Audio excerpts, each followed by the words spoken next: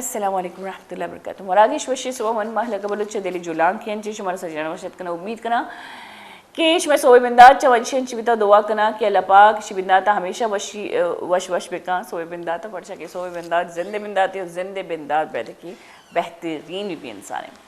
अच्छा गोली शाहरुख का मर्ची में जो सरहाली मर्ची में जो टॉपिक की मर्ची बास खासी टॉपिक है बास खासी मर्दमाना शुमारा सरपदी देगे वास्ता पढ़ा कि दो मेजर चीज़ा मैं तुका जो मर्ची बांधा बास फॉर्म में तुका कही है कि तो फालिज पैरालाइसिस कि पाकिस्तान तुका रिपोर्ट है मुताबिक हर रोज़ा तकरीबन 1000 मर्दमाना फालिज अटैक की रीति और मर्ची बांधा फालिज अटैक जो अस्ती या वक्ती भी तक जब सारे पीरस्तानिया या कि एजियत का फालिज अटैक अल्लामा बीता लेकिन मर्ची बांधा फालिज अटैक उम्र भी नचारगी और मचारगी के कसानी चौक जवान वरना सजीश ये लपेटा का गया और धूमी जो मैं सरहाल भी आबी सर्वाइकल डिसीज़ ये यक अब खैर इसी बारे मज़ीद मारा डॉक्टर गुशी लेकिन मन से ज़ाहिर भी शुमानी में गंचे जाती सरपदी ज़रिए से सवाल जो उसका ना पता हमारा जवाब मिले लेकिन ये सरहाल गप करने के वास्ते मैं हमरादारी करेंगे डॉक्टर कुर्रतुल ऐन। अस्सलाम वालेकुम। आप ठीक हैं? वेलकम करते हैं आपके प्रोग्राम में। अच्छा डॉक्टर कुर्रतुल ऐन जैसे MBBS FCPS को तो ये आया न्यूरोलॉजी तो का और कंसल्टेंट न्यूरोलॉजिस्ट न्यूरोफिजिशियनी और तकरीबन नी मज़ीद मा आया रवज उसके आप मज़ीद अपने बारे में अच्छा मैं सवाल ही भूल गई जो मैं करने वाली थी। अच्छा तो सबसे पहले मैं यही कह रही थी कि हमारा जो टॉपिक होगा सबसे पहला वही फालिज का अटैक जो पैरालिसिस है जो आजकल तकरीबन हम देख रहे हैं कि काफ़ी ये बीमारी फैलती जा रही है। अब इसके बारे में मज़ीद सवाल मैं करूँगी लेकिन आप मुझे सबसे पहले बताएंगे कि पैरालिसिस होता क्या है। अच्छा पैरालिसिस हम इसको कहते हैं कि जैसे एकदम से अचानक बैठे बैठे आपको ये लगे आपका मुंह टेढ़ा हो गया है, आपकी आवाज़ बंद हो जाए, एक हाथ या एक पाँव कमज़ोर हो गया है कि किचन में खड़े होकर काम कर रहा है और बैठे बैठे एकदम से एक हाथ और एक पाँव कमज़ोर हो गया, बंदा नीचे गिर गया कमज़ोरी की वजह से एक पैर कमज़ोर है तो वो अपना खड़े होकर वज़न ही बरकरार रख सकते हम गिर गए। और ये इसकी फालिज को हम आम ज़ुबान में ज़ाहिर सी बात है आधा हिस्सा पैरालाइज या ये भी कह सकते हैं स्ट्रोक भी कहते हैं इसको। इसकी सबसे कॉमन वजह ये है कि दिमाग में खून की शरीयान ब्लॉक हो जाए या खून का दौरानिया बढ़ने की वजह से शरीयान फट जाए। तो एक हिस्सा अब इसमें अगर आप बात करें मामूली ऐसे भी हो सकते हैं कि थोड़ा बहुत हाथ में कमज़ोरी आई है, हाथ की ग्रिप सही नहीं है, सही हाथ काम नहीं कर रहा, मैं वज़न उठाने की कोशिश कर रही हूँ मुझसे हाथ में वज़न नहीं उठाया अचानक से सडन इसका मेन चीज़ है कि सडन एकदम से चीज़ होती है। ये फालिज नहीं है कि हाथ में कमज़ोरी चल रही है, पहले कुछ साल पहले कम थी अब साल गुजर गए 4-5 साल हो गए अब जो है आहिस्ता आहिस्ता से बढ़ रही है, ये फालिज नहीं है। ठीक है, गर्दन में दर्द चल रहा है, कमर में दर्द चल रहा है, अब टांगे चलते चलते थक रही हैं। आम लोगों को ये समझ कि टांग कमज़ोर है फालिज है तो ये चीज़ गलत है। एकदम से हो जाए और इसमें 90% लोगों में पहले कोई ना कोई मर्ज़ चलते हैं जिसकी पाबंदी से ये कह सकते हैं कि इलाज ना हो। जैसे हाई ब्लड प्रेशर चल रहा है, मरीज़ क्या कहता है कि हम जब हमें महसूस होता है हमारा ब्लड प्रेशर बढ़ा हुआ है हम उस वक्त दवा खाते हैं। ये चीज़ बिल्कुल सही नहीं है कि अगर कि हर वक्त आपको ब्लड प्रेशर का बढ़ना कोई अलामत दे तो फिर तो दुनिया में किसी को भी फालिज ना हो। टाइमली हर बंदा उस चीज़ को मैनेज कर ले। पेशेंट को शुगर है, डायबिटीज़ है, बहुत अनकंट्रोल, इस पे दवाई एडवाइस की गई है लेकिन वो नहीं खाते, मीठे की परहेज़ नहीं करते। अच्छा तकरीबन मैंने देखा है कि ब्लड प्रेशर को लोग इतना सीरियस नहीं लेते, शुगर को तो फिर भी ले लेते हैं, डायबिटीज़ को तो फिर भी सीरियस ले लेते हैं लेकिन ब्लड प्रेशर को बिल्कुल। अब जैसे कि अगर मुझे भी सर में दर्द या कुछ ऐसे सिम्टम्स नज़र आए कि मुझे महसूस हो कि मुझे ब्लड प्रेशर है, मैं भी उसको सीरियस नहीं लेती। ठीक है, पानी पी लिया ठीक हो गया या नींबू पानी पी लिया ठीक होगी, तो ये चीज़ें वाकई आप ठीक कह रही कि हम पता है इसमें अवेयरनेस हम क्लिनिक में बैठते हैं जैसे मुर्शिद अस्पताल में ओपीडी, तो जो पेशेंट हमारे पास आते हैं वो ये समझ रहे होते हैं कि जैसे अभी आपने बताया कि मुझे ब्लड प्रेशर बढ़ जाता है, मैं बोली नहीं, ब्लड प्रेशर बढ़ने के जो आपको लगता है कि मुझे सर में दर्द है, ठीक है, ब्लड प्रेशर बढ़ भी जाता है तब भी सर में दर्द होता है, कम हो जाता है तभी भी सर में दर्द होता है, लेकिन सर के दर्द की कुछ और वजूहात भी होती हैं जो बंदा इग्नोर कर रहा होता है। ब्लड प्रेशर को साइलेंट किलर का नाम दिया गया है। खामोशी से आपको मौत की तरफ लेके जाए, खामोशी से मौत कराए, मतलब इसको इतना खतरनाक नाम दिया गया है जो कि अवेयरनेस नहीं है बिल्कुल इस चीज़ को। तभी तो अक्सर आपने सुना होगा ऐसे हो रहा होता है कि मरीज़ गोली नहीं खाता ब्लड प्रेशर की, बहुत ज़्यादा हैवी मील ले ली जिसमें बहुत ज़्यादा चिकनाहट थी, बहुत तेज़ नमक था, उसके बाद सर में दर्द, इग्नोर कर ली, रात को सो गए, सुबह में उठे एकदम से वॉशरूम में गए, अब 1 घंटा हो गया, 2 घंटे हो गए, वॉशरूम से वो बाहर नहीं आ रही। ये टिपिकल मैं आपको सिनेरियो बता रही हूँ। जब लोगों के जहन में ख्याल आया कि वो बंदा नहीं है, फिर पता चला कि वो वॉशरूम में मतलब गए, दरवाज़ा तोड़ा और अंदर से निकाला, सिचुएशन काफ़ी देखने को ज़मीन मिला है। पे पड़े हुए हैं, एक साइड मुंह बिल्कुल वो है, आप उठाने की कोशिश कर रहे हो, वो उठा नहीं पा रहे हैं, एक मतलब हाथ और पाँव कमज़ोर है, या तो वो बिल्कुल इतने बेहोश है कि सांस भी नहीं लिया जा रहा, या फिर वो इतने मोहताज हैं कि वो उठ के चल नहीं पा रहे क्योंकि उनका हाथ और पाँव कमज़ोर हो चुका है। अच्छा, ब्लड प्रेशर का कोई अगर देखें तो अगर रिसर्च भी करें हम लोग तो बहुत सारी बीमारियों की वजह एक ही ब्लड प्रेशर भी हो सकती है। बिल्कुल। कोमा में लोग जा सकते हैं, हार्ट अटैक आ सकता है, कितनी जो मेजर बीमारियां हैं जिस चीज़ को हम बहुत लाइट लेते हैं वो बिल्कुल, मेजर। आपकी नसें खराब, आपके गुर्दे खराब, आपकी आंखें खराब, आपके हार्ट अटैक्स, आपके फेफड़े, हर अज़ा को मुतासर करता है ब्लड प्रेशर। अच्छा, हम पैरालिसिस की बात कर रहे थे, फालिज के अटैक की बात कर रहे थे। अक्सर हम लोग सिम्टम्स भी पढ़ते हैं, आम घरेलू सिम्टम्स। तो एक बार मैंने ये भी पढ़ा था कि हमारी जो बच्चियां हैं, लड़कियां हैं, या ये जो यंग जनरेशन अगर ज़्यादा कि शावर के नीचे अचानक सर्दी में शावर खोल देना और सर के बीच से में जो है वो प्रेशर से पानी आना, कहते हैं कि वो भी एक बहुत बड़ा बाइस है फालिज है, हो सकता है। बिल्कुल बिल्कुल। सर्दियों में खून की शरियानें तंग हो जाती हैं कोल्ड एक्सपोजर से, सर्दी से। इस तरह से गर्मियों में तो जो शरियान ब्लॉक होने वाला फालिज है, जैसे मैंने अभी डिस्कस किया, एक में शरियान फट जाती है और दूसरे में शरियान ब्लॉक हो जाती है, छोटी हो जाती है, तो खून का दौरानिया रुक जाता है और उस अगले वाले इलाके के दिमाग में जहाँ से मेन फंक्शन आ रहे होते हैं, हाथ की ताकत, पैर की ताकत, बोलना, समझ बूझ, ये चीज़ें, जब आप ठंड में सर कवर नहीं किया, बहुत कोल्ड, बहुत ठंड है और आपने ठंडे पानी से नहाया, पूरी रात एक तो ठंड है और सुबह उठ के अगेन सर्दी है, एकदम से सर पे पानी, तो उस वक्त चांसेस ये हैं कि अगर आप हाई ब्लड प्रेशर की भी मरीज़ हो, डायबिटीज़, आपके रिस्क फैक्टर्स भी हैं, आप मेडिसिन भी नहीं, तो ये पॉसिबिलिटी है कि उस वक्त आपको स्ट्रोक हो सकता है। अच्छा, मैं खुद अगर एक्सपीरियंस करूं तो थोड़ा मौसम अभी जैसे कि ठंडा और गर्म मौसम है, तो मैं थोड़ा सा टाइम मैनेज ना करके नहाऊं या बाल धोऊं, और मुझे ऐसा फील होता है कि मेरे सर में बहुत दर्द हो रहा है जब तक मेरे बाल गीले हैं। तो ये और इतनी अजीब सा एक दर्द है जो जलन भी देती है, तो मैं जल्दी अपने बाल वो जो हेयर ड्रायर है उससे खुश कर लेती हूँ। लेकिन वाकई में इस मौसम में तकरीबन हमें एक टाइम टेबल रखना चाहिए नहाने का, क्योंकि मैंने अक्सर देखा है कि शाम को लोग जा रहे होते हैं और ख़ासकर हमारे लड़के नहा के फिर बाइक चला रहे होते हैं, तो ये बड़ा ख़तरा होता है। अगर कि वो उनको ब्लड प्रेशर का मसला है तो वो एहतियात करें। अच्छा, अगर ना हो तो अगर ब्लड प्रेशर बढ़ा हुआ नहीं है तो फिर कोल्ड, सर्दी से सर के दर्द होने की और भी वजूहात हैं। अच्छा। माइग्रेन, जिसको हम आधे सर का दर्द कह सकते हैं, उसमें भी आप सर्दी में सर को कवर नहीं करेंगे, बहुत ज़्यादा ठंड है, ठंडे पानी से नहाया है, तो इसमें आपके सर का दर्द बढ़ सकता है। उसमें ज़रूरी नहीं है कि आपका ब्लड प्रेशर बढ़ा हुआ हो। अच्छा, इसके अलावा फालिज के क्या क्या वजूहात हैं जो मतलब बहुत माइनर से भी हो सकते हैं? नौजवान लड़कों में, मेल पॉपुलेशन में सब्सटेंस अब्यूज़, स्मोकिंग, तंबाकू, जो हम देख रहे हैं, गुटखा, मावा, जो भी हमने आजकल तो बहुत ज़्यादा चल रहा है, बहुत, ये सब के सब शरियान को सुकड़ाती हैं, फालिज को।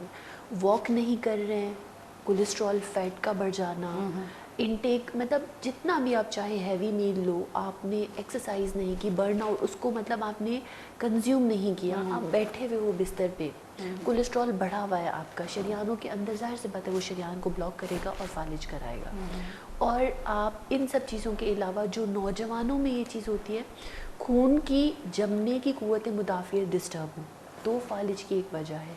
हार्ट की कमज़ोरी, जो ऊपर ब्लड पंप ही नहीं कर रहा है, दिल के मर्ज़ में मुब्तला हैं, वही शुगर और शुगर की वजह से, ब्लड प्रेशर की वजह से हार्ट मुतासिर है, अब उसका इलाज भी नहीं कराना है, इलाज भी नहीं करा रहे, तो फिर हार्ट की पंपिंग कमज़ोर है, वो नहीं पंप करी, ब्रेन को सप्लाई नहीं पहुंच रहा, फालिज का रिस्क। अच्छा, अक्सर हमारे लोग, जैसे कि मैं बलूच कम्युनिटी से ताल्लुक़ रखती हूँ, तो बचपन से ही देखती आ रही हूँ कि अचानक अगर जिस मुंह टेढ़ा हो गया, पहले तो हम लोग बुजुर्गों को देखते थे फालिज का अटैक होते हुए, अब तो खैर जवानों में भी ये बीमारी बहुत कॉमन हो चुकी है, 20-30 साल की उम्र में लोगों को हो रहा है जी।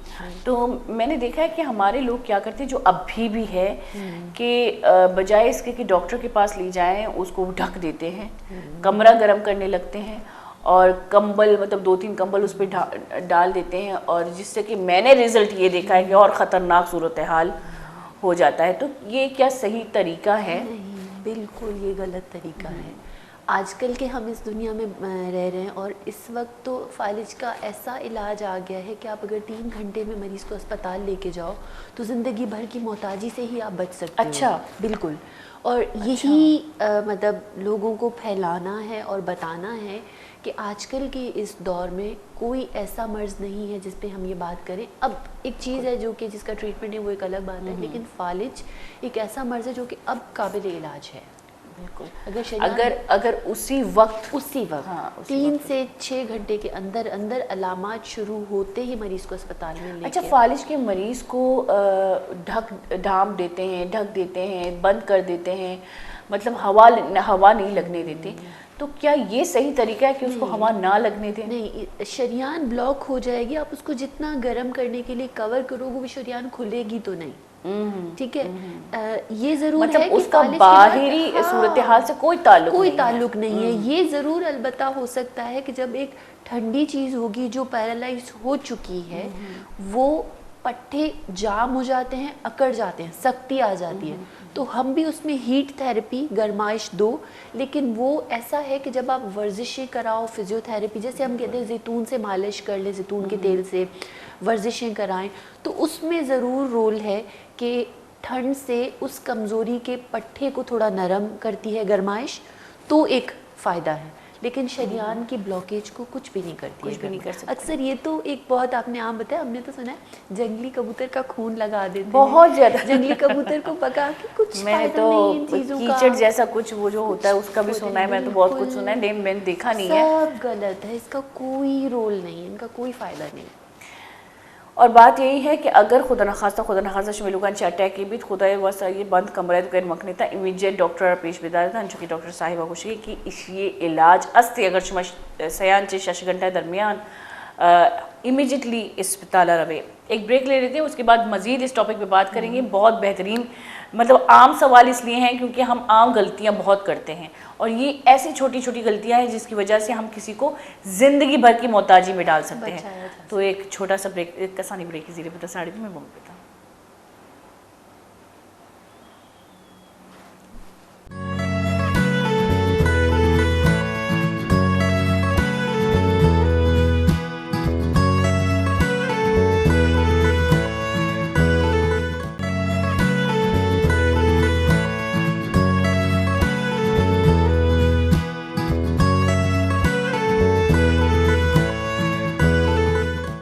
की गुली चालू का ब्रेकांची सारी वैसे मनी कंट्रोल रूम वाला गुशी के माँ लाइव मारोगे लाइव, लेकिन अंगा भी मची ढीटी जनी के मची बेखना अपनी आदत ही नहीं।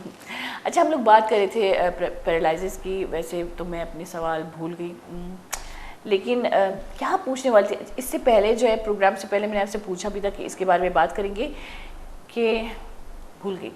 आप बताती जाए, मैं फिर सवाल ढूंढती जाऊँ। हम सर्वाइकल स्पाइन की इंजरीज के बारे में बात करने नहीं, मैं पैरालिसिस के ही टॉपिक पे मैं अटकी हुई हूँ अभी तक, और मतलब मैं ये पूछना चाह रही थी और मैं भूल गई कि ये जो है आपकी नज़र में, अच्छा मैं बिल्कुल भूल गई हूँ, आप मजीद इसके बारे में थोड़ी सी अवेयरनेस देंगी तो मैं उस सवाल को रिमाइंड कर लूँगी अपने जी दिमाग में। बिल्कुल, हम इस पे बात कर रहे थे कि जो फालिज है उसकी वजूहात को, अगर आपको पता है इस मरीज़ को ये फालिज की वजूहात मौजूद हैं, वो पता होना चाहिए। शुगर है, डायबिटीज़ है, हाई ब्लड प्रेशर है, कोलेस्ट्रॉल का मसला है, वॉक नहीं कर रहे हैं, एक्सरसाइज नहीं कर रहे हैं, सारा दिन बैठे हैं, मोटापा बहुत ज़्यादा है, वज़न बहुत ज़्यादा इससे है, वजूहात जो है वो हावी हो सकते हैं। बिल्कुल। आप वॉक नहीं कर रहे हो, एक्सरसाइज नहीं कर रहे हो, आप नमक की परहेज़ नहीं कर रहे हो, आप जो है ब्लड प्रेशर की दवा तजवीज़ की गई है वो आप नहीं खा रहे हो, शुगर आपकी अनकंट्रोल, आप मीठा खाए जा रहे हो, आप परहेज़ नहीं कर रहे हो, तो फिर आप समझ लो आप अपने आप को खुद दावत दे रहे हो, आप मुझे मार वाली चीज़ ना, फालिज लाजमी होगा।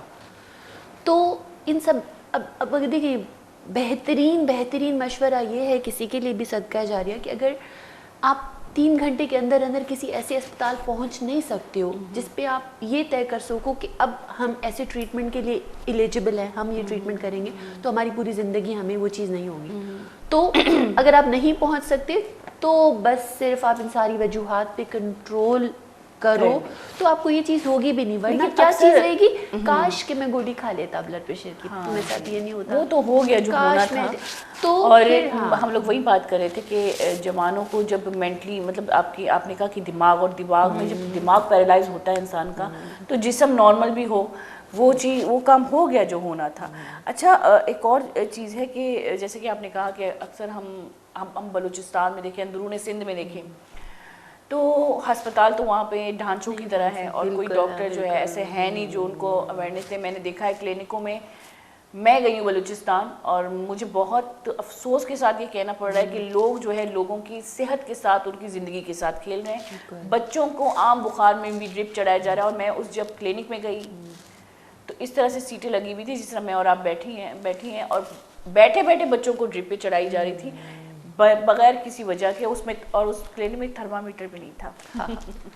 अच्छा, बलूचिस्तान से जो मेरे पास पेशेंट आते हैं ना, उन सब लोगों की सब ज़ाहिर सी बात है मुझे देख रहे हैं, मरीज़ खुद बलूचिस्तान से आके हमें बताते हैं। जैसे मैं कह रही हूँ कि फालिज से बचाने की एहतियाती तदाबीर ये हैं, खुदारा अगर आप मेरे पास एक मरीज़ को लेकर आए हो जो कि व्हील चेयर पे है या मिसाल के तौर पे स्ट्रेचर पे है, आपको पता है कि ये ब्लड प्रेशर का मरीज़ था और गोली नहीं खाता था, ठीक है, तो आपके खानदान में और कितने अफराद हैं जिनको हाई ब्लड प्रेशर की शिकायत है, आपको पता चल गया ये इनकी कोताही की वजह से ये चीज़ हुई है। क्या कि आप खुद बता रहे हो 6 साल से हाई ब्लड प्रेशर के मर्ज थे लेकिन गोली कभी नहीं खाते थे, नमक भी खाते थे, वॉक भी नहीं करते थे, सिगरेट बीड़ी तंबाकू सब चीज़ें करते थे, कुछ मतलब मशवरा। तो उन्होंने मुझे कहा कि हम जिसके भी पास जाते हैं ना बलूचिस्तान में, वहाँ पे हमें वो इतनी सारी मेडिसिन की एक लिस्ट पकड़ा देते हैं कि ये खानी। अब डॉक्टर साहब आप हमें खुद बताओ कि 10 दवाइयाँ रोज़ाना आप कह रहे हो कि ब्लड प्रेशर की गोली ज़िंदगी भर खाने की है, शुगर की गोली ज़िंदगी भर की खानी, तो हमें कैसे पता चलेगा कि हम फिर इतनी गोलियाँ, फिर ज़ाहिर से बात है एक बंदा है, मैदा ख़राब हो जाता है, 10 गोलियाँ हम कैसे खाएँ। तो उस पर एक बहुत इम्पॉर्टेंट बात है जो फॉलो करने वाली है, वो ये कि आप अपने डॉक्टर से सवाल करो इसमें से ब्लड प्रेशर की गोली कौन सी है वो आप मुझे बताओ, जो मैं कभी नहीं भूलूंगा। अगर फिर आपने ये वो गोली खाई, अगर फिर कोई चीज़ रहेगी तो फिर आप हमारे पास आओ, ठीक है हमारी गलती है, लेकिन आप अपनी तरफ से ये चीज़ नहीं करो। हम लोग सवाल करने लगते हैं। मैं जब अपनी बच्ची को डॉक्टर के पास लेके मैदा भी जाती खराब होता है, मरीज कंप्लेन इतनी बताते हैं ना, मुझे पट्ठों में भी दर्द है, मुझे जोड़ों में दर्द है, मैं चल नहीं सकती, मुझे कमजोरी हो रही है, मेरा सांस भी बंद, तो मुमकिन है हर सिम्टम्स के हिसाब से दवाइयाँ ज़्यादा होंगी, लेकिन आपको पता है कि ये चीज़ मुझे ज़िंदगी भर नहीं छोड़नी, ये मेरे लिए आगे। वैसे हम भी तो गलत करते हैं, जब डॉक्टर को दिखाते हैं तो पूरे साल की जो बीमारियां हैं एक ही साथ दिखा रहे होते हैं। बिल्कुल। और वो पूरे साल की जो बीमारियां वो एक ही साथ ट्रीट कर रहे होते हैं। पहले हम एक बीमारी पे फोकस करें जो मेजर बीमारी है। और सवाल का आपने कहा, तो मैं भी अपनी छोटी बच्ची को जब डॉक्टर के पास लेके जाती हूँ तो मैं भी सवाल करती हूँ, क्योंकि मुझे अवेयरनेस बिल्कुल नहीं है कि कौन सी दवाई कितनी क्वांटिटी में किस टाइम पीना चाहिए, कितनी दिन तक पीना चाहिए।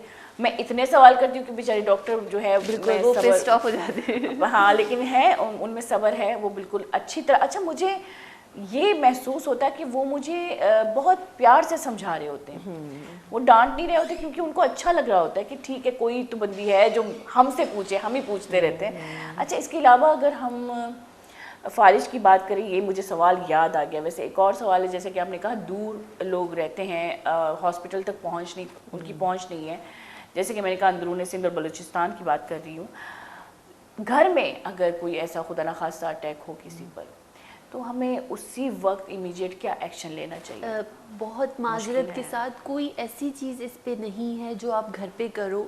इसका मैं एक छोटा सा मिसाल दूंगी। जैसे मैं शुरू से दोहराती आ रही हूँ कि फालिश के दो अक़सामात होते हैं, एक वो जिसमें शरीयान फट जाती है, एक वो जिसमें शरीयान ब्लॉक हो जाती है। अब अगर शरीयान ब्लॉक है, जैसे एस्पिरिन है, हम अपने सर के दर्द के लिए लोग इस्तेमाल करते हैं, उसका काम ये है कि आप अगर उसका फौरी, जैसे हम लोग पता चल जाता है कि ये शरीयान ब्लॉक वाला फालिज है, वो कैसे? सीटी स्कैन पे।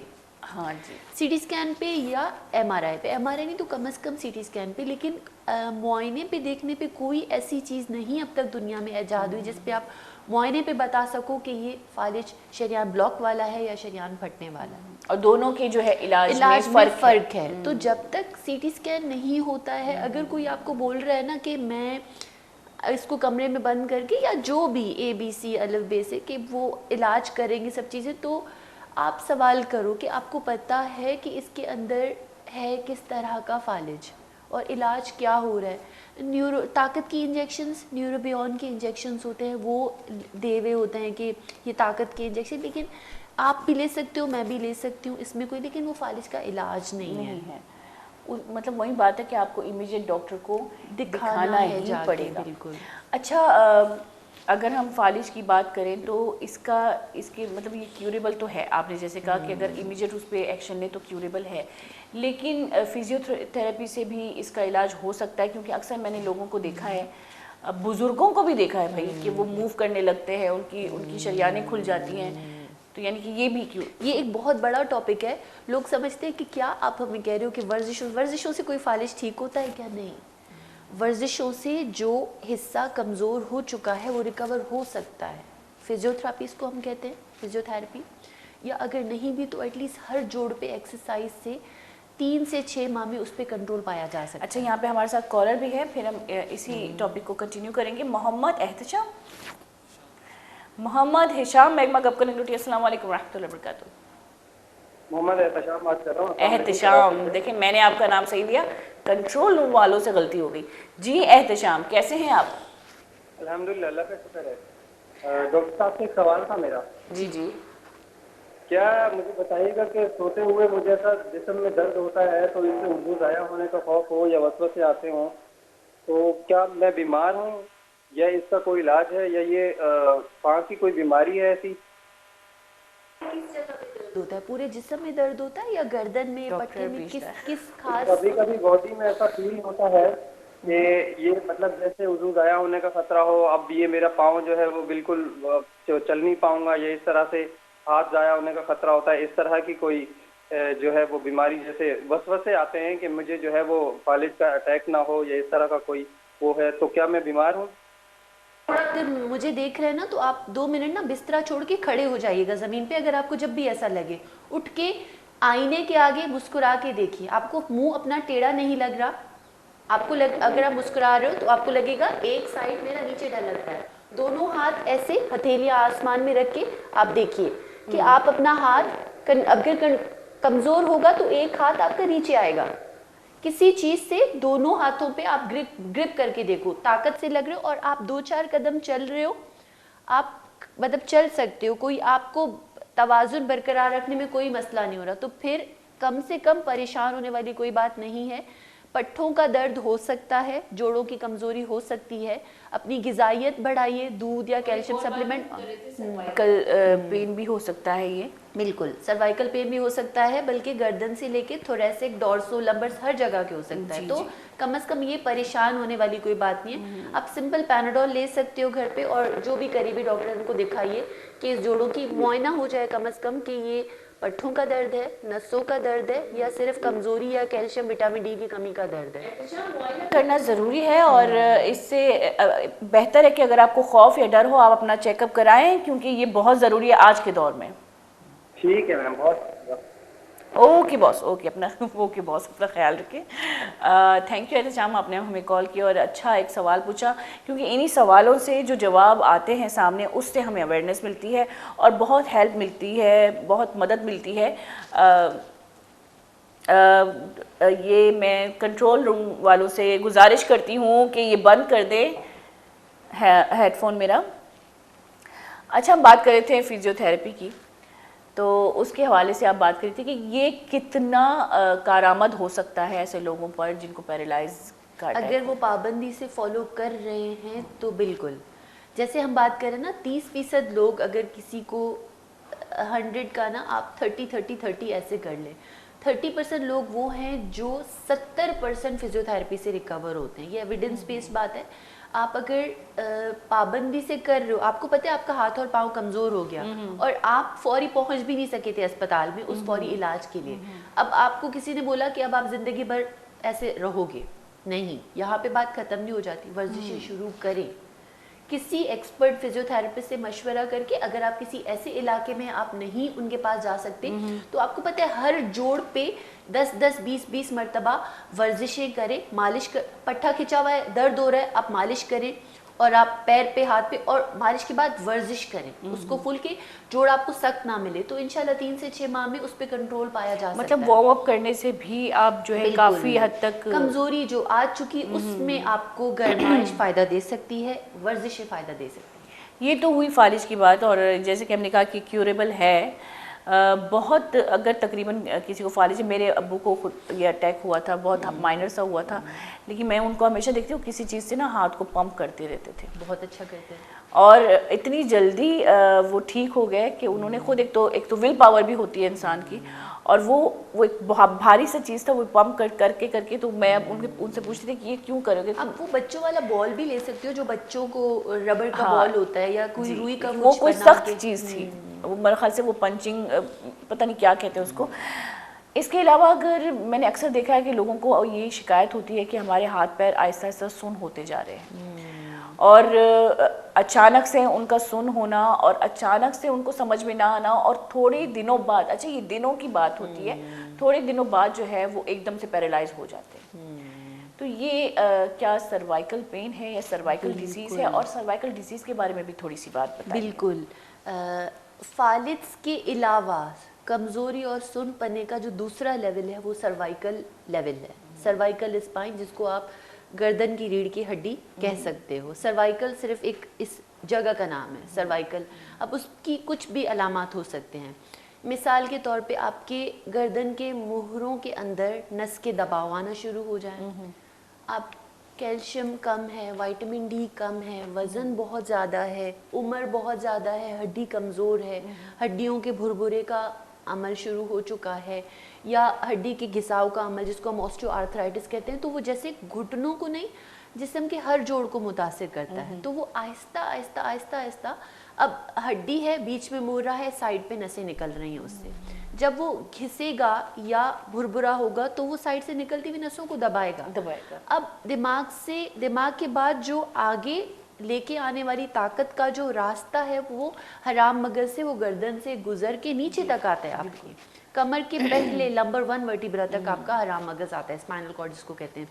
अब उसमें से साइड से नसें निकलती, अब यहाँ पे वो चीज़ मुतासिर हुई तो दिमाग आपका ठीक है, मेन नस लेके जाने वाले रास्ते में आपको कहीं प्रॉब्लम है, तो आपको मुमकिन है दोनों हाथ सुन्न हो सकते हैं, हाथों में दर्द हो सकता है, पैरों में दर्द हो सकता है, या आपका यूरिन एंड स्टूल, पेशाब और बड़े पेशाब पे कंट्रोल ख़त्म हो जाए। ये वो अलामात हैं सिवियर, आपको बताया शदीद सर्वाइकल स्पाइन की इंजरी के अलामात। मामूली की अगर बात करें तो सिर्फ अगर सर्वाइकल स्पाइन के पट्टे खिंच जाएं इस इलाके में तो आपको दर्द होगा हल्का, आप जिस तरफ हिलाओगे आपको लगेगा कि अब मुझसे यहाँ हो नहीं रहा, मैं थोड़ा ज़्यादा कर रही हूँ, मुझे यहाँ पे खिंचाव महसूस हो रहा है। तो ये एक, हम इसको कहते हैं मैकेनिकल सर्वाइकल पेन। अब उसका मतलब क्या है कि आपने लंबे अरसे तक आपने गर्दन की पोजीशन सही नहीं रखी है। जैसे अगर एक कुदरत है, आधा 1 घंटा आपने इस चीज़ को रखा तो उसके बाद मुमकिन है हर वो चीज़ थक जाती है, आपने उसको रेस्ट दिया, आपने एक्सरसाइज उसकी की, जो मैं आपको कह रही थी कि अभी हड्डी कमज़ोर है, सप्लीमेंट विटामिन या उसका एहतियात, गिज़ा, सब चीज़ें, बहुत सारे फैक्टर्स हैं, वो चीज़ पूरी नहीं है तो आपको ए से लेके जेड तक आपको सब अलामात में। अच्छा, आप भी कंफ्यूज हो रही है, मैं सर हिलाती जा रही हूँ नहीं क्योंकि कॉलर भी हमारे साथ है। और इस बात को कंटिन्यू करेंगे क्योंकि ये सर्वाइकल के बारे में बात करना ज़रूरी है, अक्सर लोगों को मालूम नहीं होता कि सर्वाइकल है क्या, और इसके बारे में बात करेंगे। खैर, नंदिनी हमारे साथ है। अस्सलाम वालेकुम रहमतुल्लाहि व बरकातुहू। वालेकुम अस्सलाम। जी नंदिनी, कैसी हैं आप? ठीक, आप सुनाएं। मैं ठीक हूँ, बहुत ही प्यारा नाम है आपका, ये हम फिल्मों में सुनते थे। Thank you। जी अच्छा, कहिए, क्या कहना चाह रही है? मैं ये पूछ रही थी कि मुझे अभी कुछ मंथ पहले ही फेस पे जो है ना वाइब्रेशन होने लग गया था, तो इस हिसाब से मैंने डॉक्टर से ट्रीटमेंट करवाया था, तो उन्होंने ये कहा था कि ये वीकनेस के हिसाब से है और हो भी सकता मे भी कि ये फालिज ही हो। तो क्या ये फालिज था या नहीं? जिस तरीके से मुझे वाइब्रेशन कहाँ पे वाइब्रेशन महसूस हो रही थी नंदिनी आपको? किस जगह पे? हाथों पैरों में या पूरे जिस्म में या एक साइड पे? एक साइड के फेस पे। हाथ में भी और पाँव में भी? जी ये सर्वाइकल की वजह से हो सकती है। मुंह पे भी था या सिर्फ गर्दन से लेके नीचे तक था? जी जी। फेस पे, आपके मुंह पे था ये चीज वाइब्रेशन वाला, या गर्दन से लेके नीचे पाँव तक था? नहीं नहीं, सिर्फ फेस पे था, लेकिन ना एक हाथ पर भी था, मतलब राइट साइड पे नहीं था, लेफ्ट साइड पे था।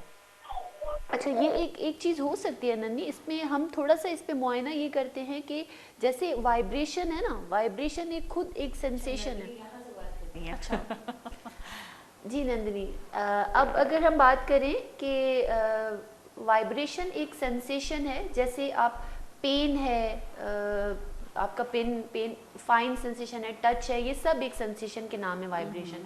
अगर दिमाग के अंदर एक वो इलाका है जहाँ से वाइब्रेशन का सेंस आता है, अगर उसमें कुछ गड़बड़ आ जाए, फालिज हो, सोजिश हो, रसोली हो या कोई भी ऐसी चीज़ हो, तो फेस पे वाइब्रेशन आ सकती है।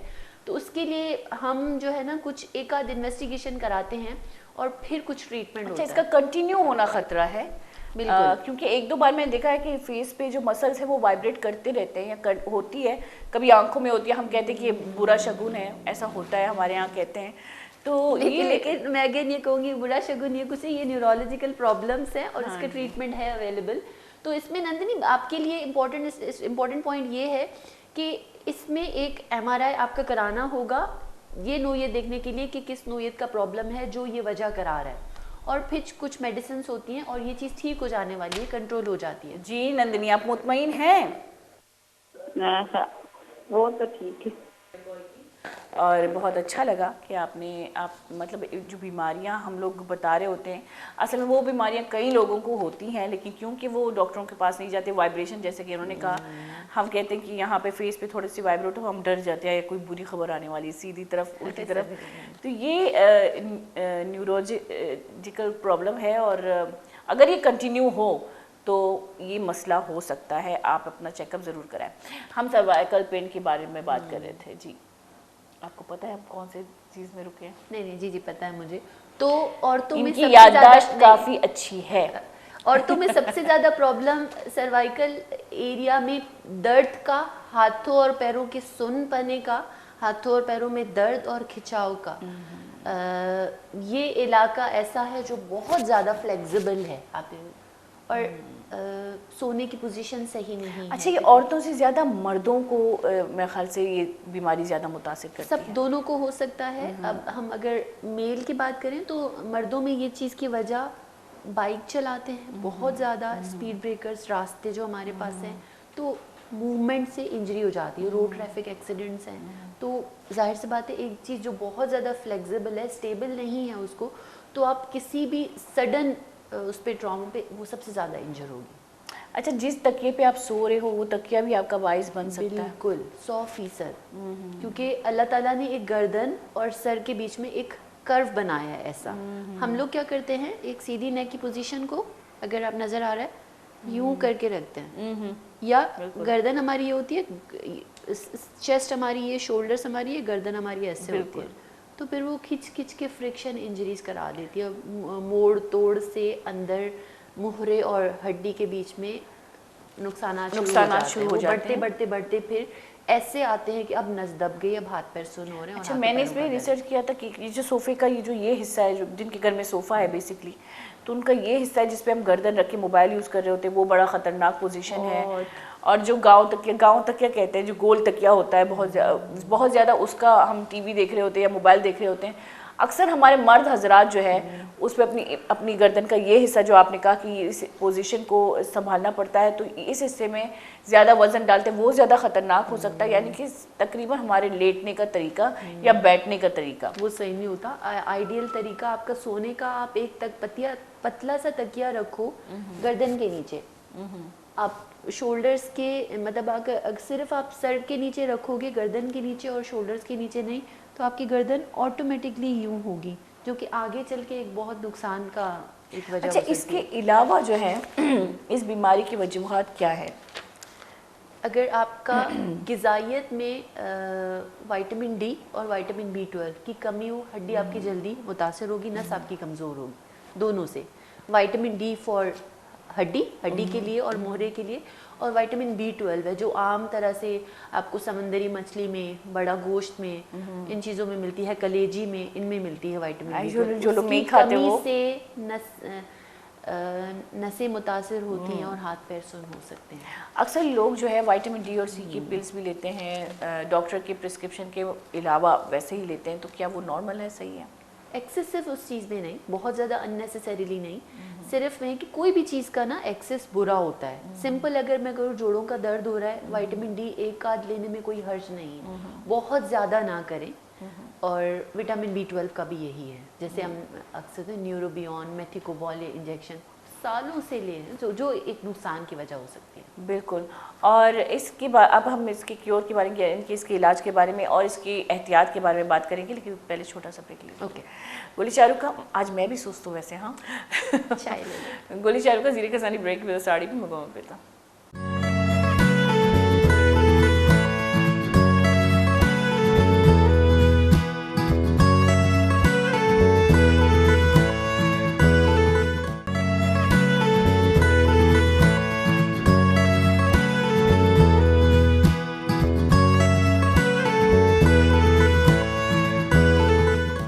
वर्षद के गोली चारू का ब्रेकांची सारी अंचु के मैं सर्वाइकल स्पाइनी बारे बात कर रहे थे, फंबल बह गए अच्छा अचानक हम आ गए ना, तो जी आप कंटिन्यू करें कि अच्छा हम बात कर रहे थे, मैं ये पूछने वाली थी कि इसका इलाज, एक तो इसका ऑपरेशन बहुत ख़तरनाक है, लोग डर भी जाते हैं, डॉक्टर डरा भी देते हैं काफ़ी हद तक, और मैंने सुना भी है कि बहुत सेंसिटिव ऑपरेशन है, और बहुत सेंसिटिव भी है, लेकिन छोटा भी है, लेकिन बहुत कॉस्टली भी है। इसके इलाज के बारे में बताएं कि ऑपरेशन के अलावा इसका इलाज क्या है, क्या इसका ऑपरेशन ख़तरनाक है? नहीं, बिल्कुल भी नहीं। अगर हमें पता चल रहा है कि इसे जो पट्टे खिंचे हुए हैं, ठीक है, इसमें बहुत ही माजरत हम इन्वेस्टिगेशंस करवाते हैं जिसका नाम है MRI। आप शुरू में मेडिसिन का ट्रायल देते हो जिसमें आपको मुआयने पे लगता है कि नस भी थोड़ा सा यह है कि नस का दर्द भी हो सकता है, और पट्टे बहुत ज़्यादा खिंचे हुए, आप जिस तरफ उनको हिला रहे हो वो आपको बहुत उस पर, पेशेंट को भी उस पर दर्द हो रहा है और आपको नज़र आ रहा है कि पट्टे बहुत खिंचे हुए हैं। आप कुछ पट्टों को नरम करने की दवा देते हो, कुछ दर्द को बेहतर करने के लिए ताकि पेशेंट कंफर्ट में भी हो, और आप नस के दर्द को बेहतर करने के लिए आप दवाइयाँ देते हो। अगर कि इतना मामूली दबाव होता है, इतना ज़्यादा परेशान हो, तो वो दवाई से ही ठीक हो जाता है। साथ में एक्सरसाइज और एहतियात हम बताते हैं। एहतियात ये होते हैं कि अगर आपको पता है कि आप लगातार एक मखसूस पोजीशन में उसको रखे हुए हो तो वो चीज़ आगे ख़राब होगी, उसको हिलाने के लिए आप कुछ एक्सरसाइज करो, आप वर्जिशें करो, और अगर नीचे कमर का दर्द है ऊपर, तो आप वर्जिशें नहीं भी अगर कर रहे हो तो आप अपनी पोजीशन चेंज करो। आप नींद नहीं आ रही, आप 2 घंटे बिस्तरे पे लेटे हुए हो, मोबाइल इस्तेमाल कर रहे हो, तो थोड़ा सा उठ के बैठिए, एक्सरसाइज करके और मेडिसिन खाओ। तो ये चीज़ एहतियात के साथ साथ मेडिसिन में कभी आपको ज़रूरत नहीं पड़ती सर्जरी की, लेकिन दवाइयाँ जैसे ही आपको पेन महसूस हो थोड़ा सा, अक्सर हम लोग तकिए से जब उठ जाते हैं या लेटे लेटे उठ जाते हैं तो सर में एक अजीब सा एक पंपिंग वाला दर्द शुरू हो जाता है। बिल्कुल, ये आपकी पोजीशन, आपके सोते वक्त आपने सही पोजीशन नहीं रखी और आपके पट्टे जाम हो गए।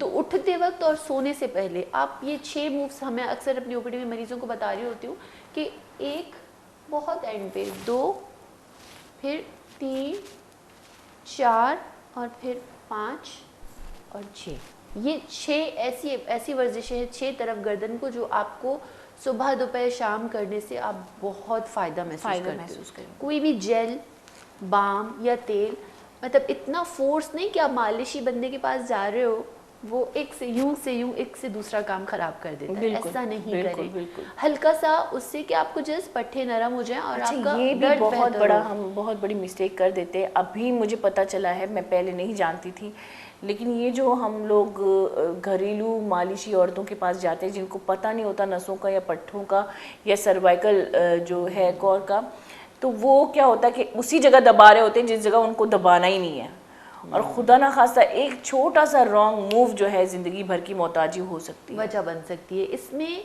थोड़ा सा ना अलग है, हल्का फुल्का मालिश और मसाज कोई नुकसान नहीं पहुंचा हल्के सकता। हाथ का, हल्के हाथ का, जैसे हम जेल बाम या नीम गरम तेल सिर्फ भी गरमाइश देते हैं, देने के तो लिए। इतना कि वो चमड़ी के अंदर जज्ब हो जाए और आपका पट्ठा नरम हो, आप वर्जिश करने के लिए आप इजी मतलब आसानी से कर सकते हो। जहाँ पे आपको लगे बहुत ज़्यादा दर्द है, बहुत जोर नहीं देना है। और हमने अक्सर पेशेंट देखे हैं कि वो कहते हैं कि मैं इसको ठीक करूंगा इसी तरीके से, वो इस तरफ नहीं जा रहा तो उसने खटक से जोर से उसको ऐसे किया, अब उसका हाथ भी काम नहीं कर रहा, अब उसका पैर भी काम नहीं कर रहा, वो बंदा बिस्तरे पे है। जब हमारे पास आ रहे होते, और ऐसा 2-3 दफ़ा देखा है हमने कि जब आप उसका MRI कराओ, मोहरा यूं हिला होता है अपनी जगह से। तो जो बंदा इतने साल लगा के वो चीज़ पढ़ रहा है और उसके पास उसकी बैकग्राउंड नॉलेज है, और वो बंदा जो सिर्फ 1 साल के तजुर्बे के साथ किसी के साथ उसने काम किया, उसका पेशा है सिर्फ मालिश करना, उसको नहीं पता अंदर में क्या सेंसिटिव एरियाज़ हैं, किस जगह पे आपको फोर्स देना है, किस जगह पे नहीं। तो फिर ये समझ लें कि कज़ा पूछ के नहीं आती, फिर ये होता है। अच्छा, मुश्किल ये है कि मैंने देखा है औरतें इतनी सख्त हाथों से मालिश करते हैं, और मैं जब इंटरनेशनली रिसर्च करती हूँ तो मुझे मालूम होता है कि क्वालिफाइड जो मसाजर हैं, जो मसाज करते हैं, जो औरतें हैं या मर्द हैं, वो इतना नरम हाथ लेके मसाज कर रहे होते हैं, बहुत यही सही करने जब की हम बात, रिसर्च करते हैं। लेकिन अच्छा, बदकिस्मती से हम इतने ज़्यादा, मैं कहती हूँ कि जाहिल अगर लफ्ज़ बहुत बड़ा लफ्ज़ होगा, लेकिन इतने हम लोग बेशऊर हैं कि बच्चों को भी उनके हाथ में दे देते हैं। बच्चे जो कि बिल्कुल नरम हड्डी, नरम नसों से, मतलब अभी उनका इम्यून सिस्टम भी बहाल नहीं हुआ, और हम उनको एक ऐसे कड़क हाथ में दे देते हैं, और जो मसाज कर करके उनको थका के कहते हैं कि बच्चों को नींद आ जाती है। अब मैं अपने फैमिली में बच्चों को नहीं देने देती ऐसी चीज़ें। मैं कहती हूँ मसाज आप नरम हाथ से करें, तो ये कितना खतरनाक हो सकता है। कोई अपने तरफ से मतलब अपनी जिम्मेदारी पूरी करे, आपको लग रहा है कि ये चीज़, ये तो लोगों के जहन में ये बात डाले कि ये चीज़ आप कर रहे हो, ये चीज़ सही नहीं है, ये चीज़ ना करो, तो फिर इस तरह से लोग ना उस चीज़ को फॉलो करना शुरू हो जाते हैं। मैं तो अक्सर कहती हूँ कि ये चीज़ें सही नहीं है, क्योंकि मैंने वही कहा कि जब हम लोग इंटरनेशनली लेवल पे रिसर्च करते हैं तो हमें पता चलता है कि हम लोग वक्ती तो मतलब कितने अरसे से हम लोग एक गलत ट्रेंड लेके चलते आ रहे हैं। और वैसे भी अल्लाह पाक कहता है, अल्लाह पाक फरमाता है कि जब आपके बुज़ुर्ग जो है जो गलती करते हैं, अगर आपको मालूम है कि वो गलती है, वो ना दोहराएं, और हम लोग इस गलती को बदल सकते हैं। मसाज जब भी हम अपने आप को या अपने बच्चों को कभी भी करें तो नरम हाथों से करें, वो बेहतर है। ऑपरेशन के बारे में बात कर रहे थे। बिल्कुल, जब आपको लगता है कि अब ये चीज़ ठीक नहीं हो रही, एहतियात भी मरीज़ कर रहा है, और आपने जो मैंने टेस्ट का नाम दिया MRI आपने करवाया, मरीज़ खुद अलामत बता रहा है कि अब मेरे हाथ पैर इतने ज़्यादा सुन्न हो रहे हैं, आपने मुझे 4 हफ्ते दवाइयाँ बताई हैं, और MRI में एक नेक बेल्ट हाँ, दे देते हैं। सब एहतियात कर दिया आपने, वो कि आप बाइक चला रहे हो, सफ़र कर रहे हो, तो इस पे कम से कम जो स्पीड ब्रेकर पे जो बहुत ज़्यादा आपको पता है कि इंजरीज होती है, तो आपकी नेक कम से कम बेल्ट पहनने से स्टेबल रहती है, उसको मज़ीद इंजरीज नहीं होती, आप एक्सरसाइज भी कर रहे हो। लेकिन MRI आपको ये बता रहा है कि नस पे दबाव इतना ज़्यादा है कि मरीज़ खुद पहले कहता था कि मैं 10 किलोमीटर चल लेते थे, अब मैं यहाँ से वहाँ जाता हूँ, मेरी टांगें थक जाती हैं, और जो एक्सरसाइज से और दवाइयों से भी बेहतर नहीं होता। तो फिर एक सर्जरी होती है जिस पे आप उस नस पे ऊपर सिर्फ उस दबाव को हटाते हो, मरीज़ के अलामात बेहतर हो जाते हैं। मेरे हिसाब से कोई इतनी मेजर सर्जरी नहीं है, अगर नस के दबाव से बंदे को ये सारी चीज़ हो रही है, कोई इतनी एक्सटेंसिव, इतनी कॉम्प्लिकेटेड सर्जरी नहीं है। लोग बहुत डरे होते हैं, बहुत सारे पेशेंट्स के, मैं मुर्शिद अस्पताल की बात करूं, इतने अलामात बेहतर ना हो, फिर उसके बाद आप सर्जरी कर, हमने अपनी आंखों से देखा है कि अब वो कहते हैं अब तो मैं स्विमिंग भी कर लेता हूँ, अब जो है मैं रनिंग में पार्टिसिपेट करता हूँ, अब मैं इतना दूर, जगह ऐसी सेंसिटिव है कि लोग डर जाते हैं। और बाज़ औकात मैंने डॉक्टरों को भी देखा है, अब वो उस चीज़ पे अवेयर नहीं होते या होते हैं मुझे नहीं पता, कि बाज़ औकात डॉक्टर भी डरा देते हैं इस चीज़। बिल्कुल। अब मैं आपको इसका ना छोटा सा एग्जांपल देती हूँ। ये एक हाथ मतलब हैंड बेस्ड सर्जरी है, सर्जन करते हैं। अब 100% देखिए हर चीज़ का वो नहीं होता। डॉक्टर से सवाल क्या करते हैं, कितने % गारंटी है आप हमें बताओ कि हमारा मरीज 100% सही हो जाता है। जिस पे डॉक्टर इन जनरल क्या कहेगा कि देखिए ये है कि अलामात बेहतर हो जाएंगे बहुत कि ये चीज़ें, वरना वो सर्जरी क्यों करेंगे। बाकी ये है कि अगर ना बेहतर हुए मिसाल के तो कॉम्प्लिकेशंस होती हैं, मैं ये नहीं कह रही हूँ, लेकिन ज़्यादातर अगर 2% भी चांसेस होते हैं ना कि अगर मरीज उससे भी डर जाता है।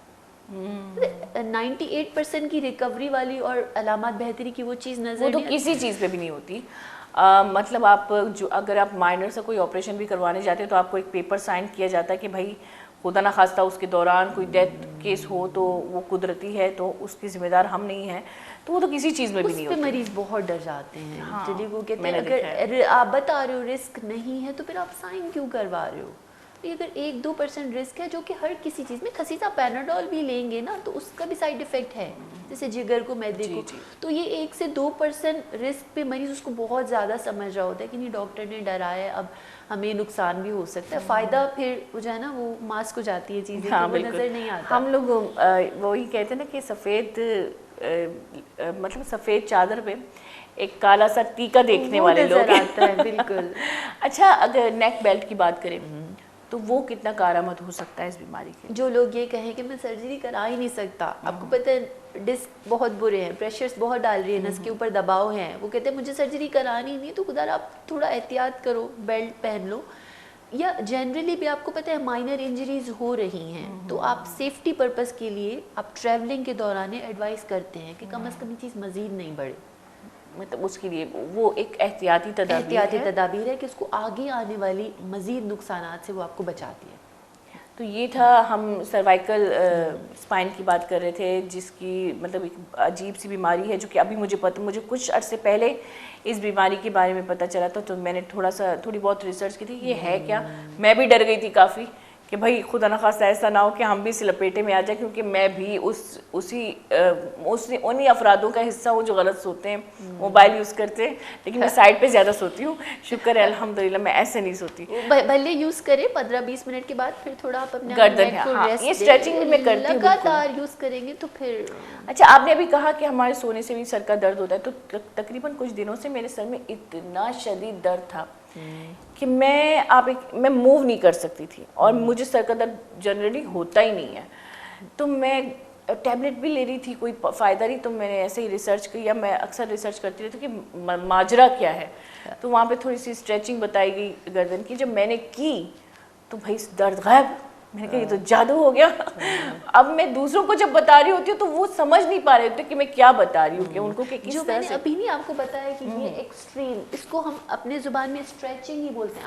आपको गर्दन का दर्द है, आप ऐसे जैसे मैंने आपको 6 एक्सरसाइज बताई वो आप नहीं कर सक रहे हो, तो तरीका क्या है कि आप उसको थोड़ा सा स्ट्रेच करो, हाथ अपना ये करके आपकी ये गर्दन यहाँ पे नहीं जा रही, आप थोड़ा सा इसको यूँ करो। आपको शुरू में लगेगा कि मुझे खिंचाव बढ़ रहा है, लेकिन एट द एंड आपको लगेगा कि नहीं अब मेरी गर्दन हर तरफ जा रही है, अब सही है। अच्छा महसूस कर रही हूँ। तो अच्छा, ये एक है और बहुत जगह भी important है step। जहाँ पे हमारी ये जो इसको पता नहीं क्या कहते हैं, लंबोसेक्रल एरिया, हाँ जी, कमर, तो वहाँ पे अचानक एक चुक आ जाती है और हम लोग मूव नहीं कर सकते। मैं उसको अक्सर कहती हूँ कि मेरी स्क्रू टाइट होगी।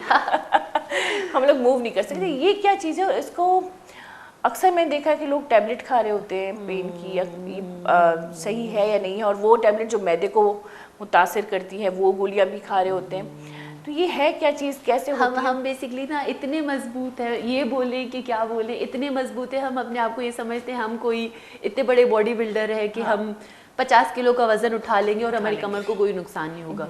अगेन पोजीशन, आपने नीचे से झुक के 20 किलो का पानी का गैलन उठा रहे हो और आप ऊपर से एकदम से वो करो, तो एकदम से आपने मुमकिन मूव है किया। आपके पट्टे पहले बहुत खिंच रहे हैं, फिर आप उसको वापस पीछे अपनी पोजीशन में विद दिस हैवी वेट सारा बोझ आपकी कमर पे, तो अगेन क्या होगा, मैकेनिकल इंजरीज, पट्टे खिंच जाएंगे, पट्टे खिंचेंगे तो वो मोहरे को हिलाएंगे, नस को खींचेंगे, और फिर वो दर्द कमर से नीचे पैर में ट्रेवल करेगा, फिर वही अलामत। अब पहले कमर में दर्द था, अब नीचे टांग में भी दर्द आ रहा है, और अब पैर भी सुन हो रहा है, अब मैं लंगड़ा के चलना शुरू हो रही हूँ, अब मुझसे नहीं चला जा रहा।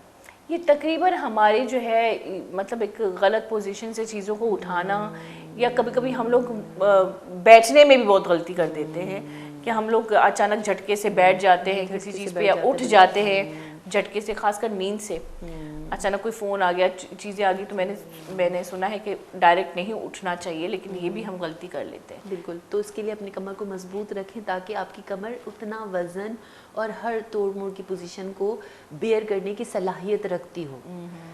एक अगेन वर्जिश, एक्सरसाइज, हम अक्सर ये कंप्लेन होती है जो घर में 35-40 मतलब प्रेगनेंसी गुजार ली, 2-3 दफ़ा ऑपरेशन के जरिए बच्चे हुए, अब कहाँ बहन, आजकल तो छोटी-छोटी लड़कियों को वो भी मसले हैं। अगेन गिज़ा नहीं, आप देखो इतना जंक फूड, गिज़ा नहीं है, दूध का इंटेक नहीं है, अंडा नहीं खाना, बस बर्गर है, कोल्ड ड्रिंक है, ये सारी चीज़ें हड्डी को कमज़ोर करती हैं। मैं हैरान हूँ, 12-13 साल की बच्चियां जो होती हैं वो कह रही होती है मेरे सर में दर्द है, मेरी कमर में दर्द है। इस एज में तो हमें पता ही नहीं था कि सर और कमर है क्या है। बिल्कुल सर और कमर के बारे में नहीं पता था कि कमर भी है, सर भी है, दर्द भी होता है। तो ये 12-13 साल की, अच्छा मैं अक्सर सोचती हूँ कि अपनी माओं को देख के जो है, जब माएँ, मेरा ये मानना है जब माँ कमज़ोर होती है मेंटली तो बच्चियां भी कमज़ोर हो जाती हैं, वो ये पेन को महसूस करने लगती हैं। और मैंने अक्सर माओं को देखा है कि वो उनको मेंटली जो है स्ट्रॉन्ग नहीं बना रही होती। मैं अगर पहले बहुत मतलब जब हम थोड़े बड़े होने लगे तो मैं अक्सर कहती थी, कभी भी कहती थी ना कि यहाँ कमर में दर्द हो, मेरी भाभी मुझे डांटती थी। इस एज में, उनकी तो यही बात थी, इस एज में तो अब इतनी स्ट्रांग हो गई हो कि छोटे छोटे दर्द जो है मैं खुद उसको केयर करती हूँ कि ये ना हो वो ना हो। तो स्ट्रांग बनाना ज़रूरी है लड़कियों को। अब हम बात करेंगे एक ख़ास बीमारी पर जो हम ब्रेक से पहले भी बात कर रहे थे, प्रोग्राम की शुरुआत में हम बात कर रहे थे मिर्गी।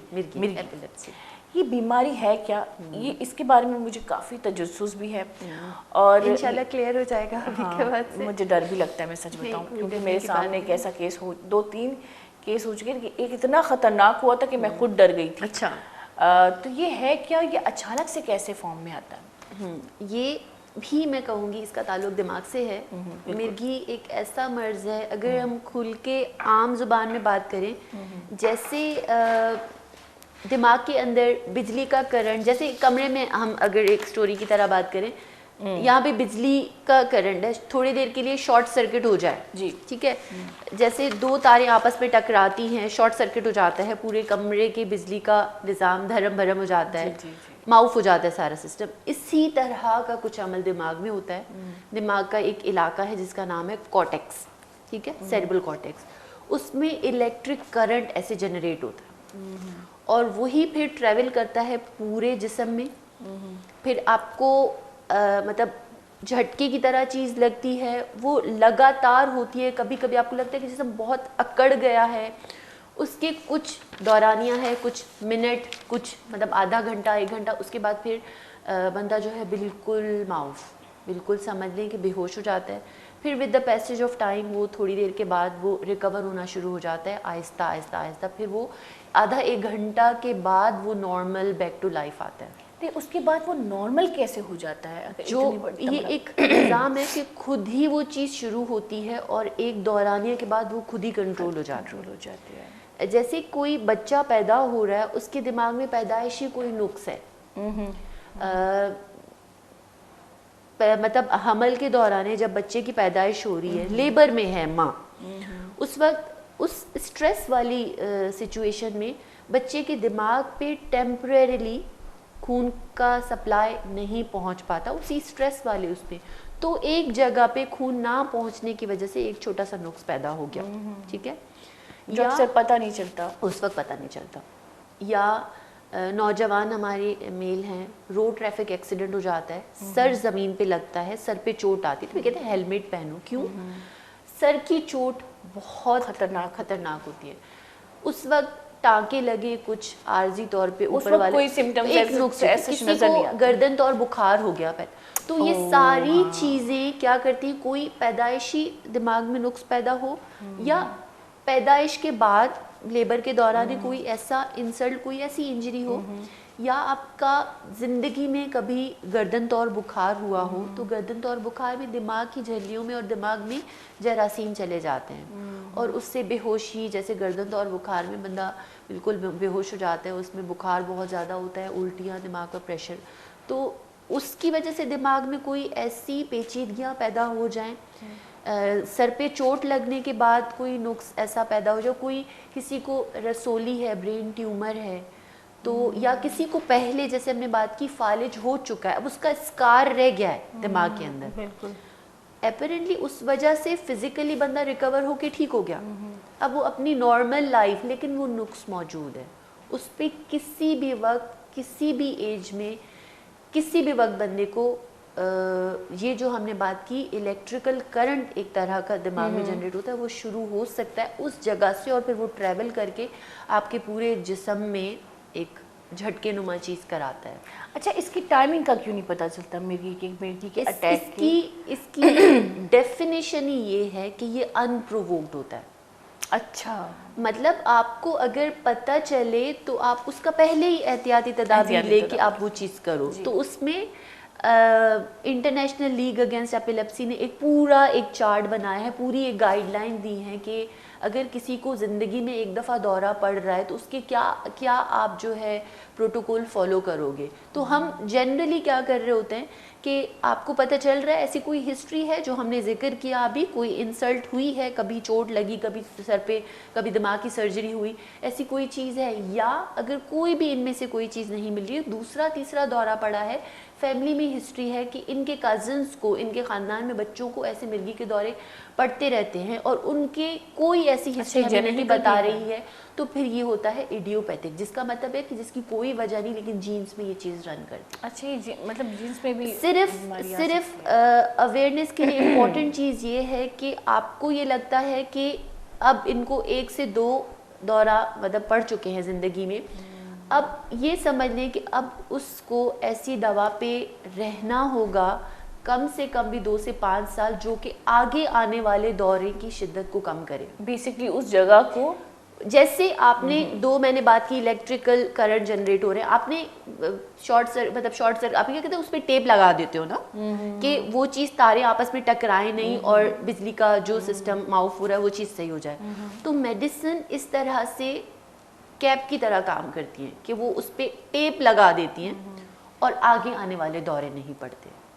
अच्छा, इसका कोई मतलब ऑपरेट ना होना, जैसे कि अगर ब्रेन की बात करें तो ब्रेन ट्यूमर है, बहुत सी ऐसी बीमारियां हैं जो कि बहुत ख़तरनाक है कि उनका ऑपरेशन भी है, उनका क्योर मतलब क्योरेबल है तकरीबन, लेकिन मिर्गी एक बहुत कदीमी बीमारी है, अगर देखें बहुत कदीमी बीमारी है, और आज तक हम इतने जदीद दौर में भी, इतने टेक्निकल दौर में भी इस बीमारी के इलाज तक नहीं पहुंचे।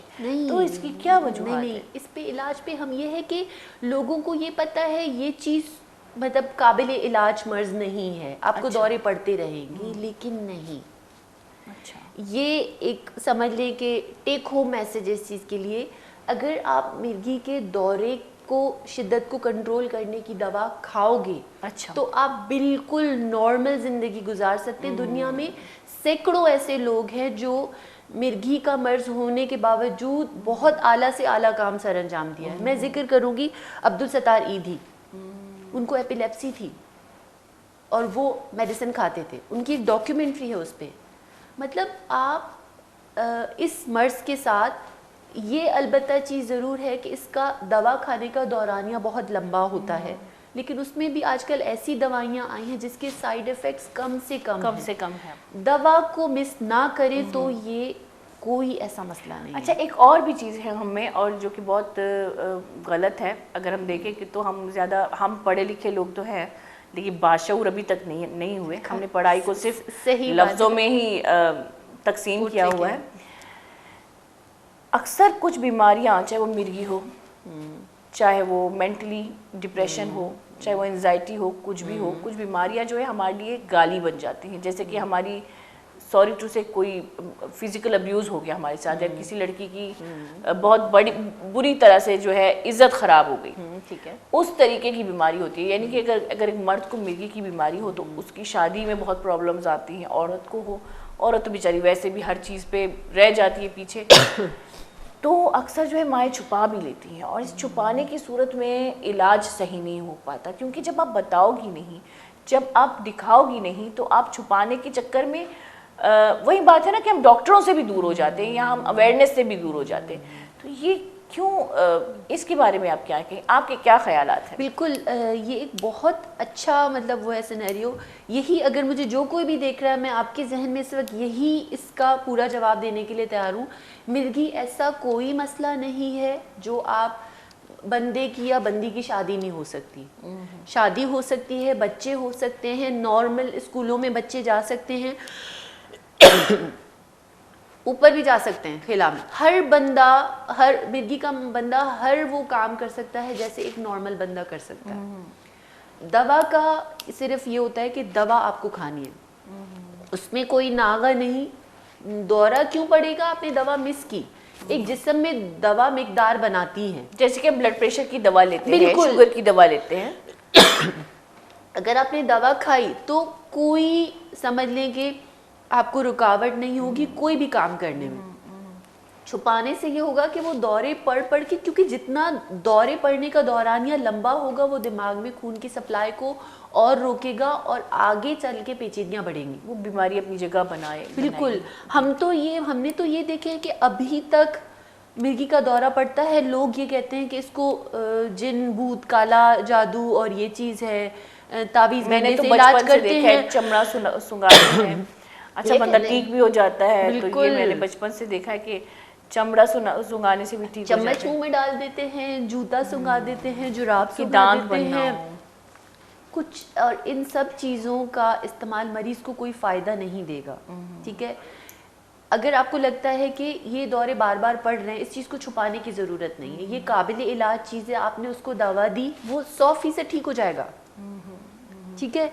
और ना कि ये समझना कि तावीज़ और वो चीज़ कराने से इस पे ऊपर जिनका साया है, ये चीज़ है। अब दौरे में क्या हो रहा होता है, बंदा पूरा मतलब अपने, अगर बंदा खड़ा हुआ है और उसको दौरा पड़ रहा है तो वो आपको लगेगा कि डांस करना शुरू हो गया है, ये बिल्कुल, मतलब बिल्कुल अकड़ जाता है, अजीब से उसका पोस्चर होता है, अब अजीब उसकी मूवमेंट होती है, लगता है कि इसके अंदर जिन्न आ गया हो ये ऐसे। लेकिन वो दौरा होता है जिसको हम मुर्गी का दौरा कहते हैं, और ये दवा से ठीक होगा।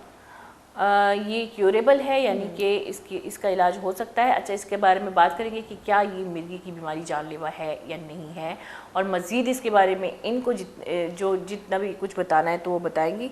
लेकिन ज़ीरी कसानी ब्रेक लेते हैं, छोटा सा ब्रेक।